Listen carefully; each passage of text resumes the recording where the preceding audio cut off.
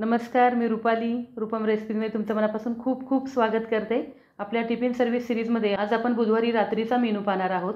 बुधवारी रात्री नॉनव्हेज असतं, म्हणजे अंडा करी असते. 50 ते 60 लोकांची आपली सीरीज आहे. त्यासाठी इथे 60 अंडी मी उकडून घेतलेली आहेत. वाटण्यासाठी 1.5 किलो कांदा उभा पातळ चिरून घेतलेला आहे. 60 ग्रॅम आलं घेतलेलं आहे. 80 ग्रॅम लसूण घेतलेला आहे. म्हणजे 2.5 गोटा खोबरं घेतलेलं आहे.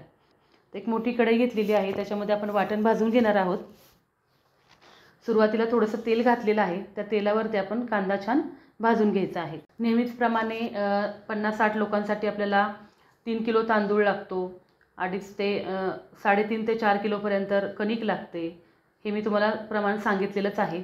आणि माझ्याकडे मुलींचं प्रमाण जास्त आहे, मुलांचं कमी आहे. त्याच्यामुळे मी तेवढं प्रमाण तुम्हाला सांगते. तुमच्याकडे जर मुलांचं प्रमाण जास्त असेल किंवा मुलांचे डबे जास्त असतील तर तुम्हाला थोडंसं मी सांगितलेलं प्रमाण आहे ते जास्त लागेल.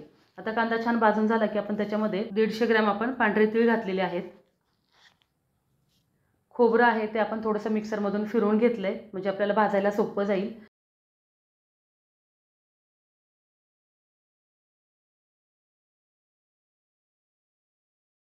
आता ह्याच्यामध्ये आपण काही गरम मसाले घेतलेले आहेत. त्याच्यामध्ये दगडफूल, चक्री फूल, थोडेसे लवंग, मिरी, दालचिनी, तमालपत्र, 2 चमचे आपण जिरे घेतलेले आहेत, 2 चमचे बडीशेप घेतलेली आहे आणि 3 चमचे आपण धने घेतलेले आहेत. हे सर्व प्रमाण मी घेतलेलं आहे.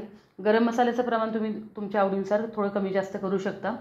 आता हे मसाले पण आपण कढईमध्ये टाकलेले आहेत. आता आलं लसूण पण टाकूयात.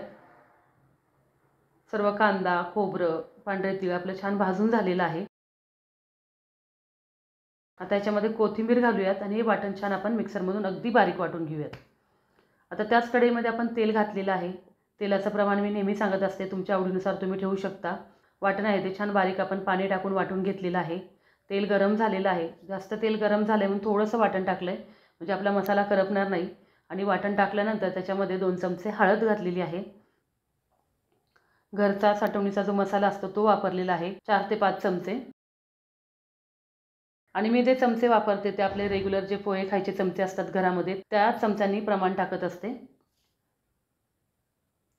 आता मसाला छान तेलामध्ये परतून झाल्यानंतर आपण जे वाटण वाटून घेतलेलं आहे ते टाकलेलं आहे. आता या वाटणाला छान तेल सुटेपर्यंत परतून घेणार आहे.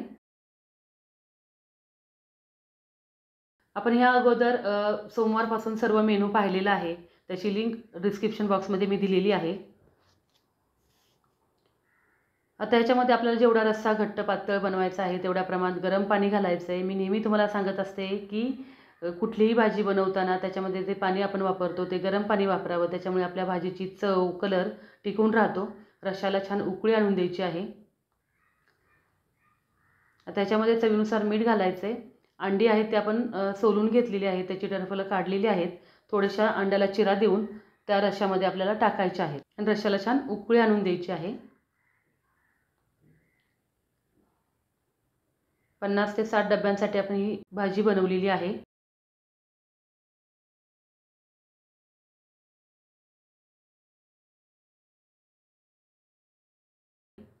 रश्श्याला छान उकळी आलेली आहे. वरून छान बारीक चिरलेली कोथिंबीर घातलेली आहे. अशा प्रकारे आपली आजची अंडा करी तयार झालेली आहे. डबे पण भरायला तयार आहेत. मी नेहमी डबे कसे भरते ते तुम्हाला माहिती आहे. आज फक्त अंडा करी असते म्हणून दोन्ही डब्यांमध्ये आपण अंडा करीच देतो, रस्सा आणि 1 अंडं.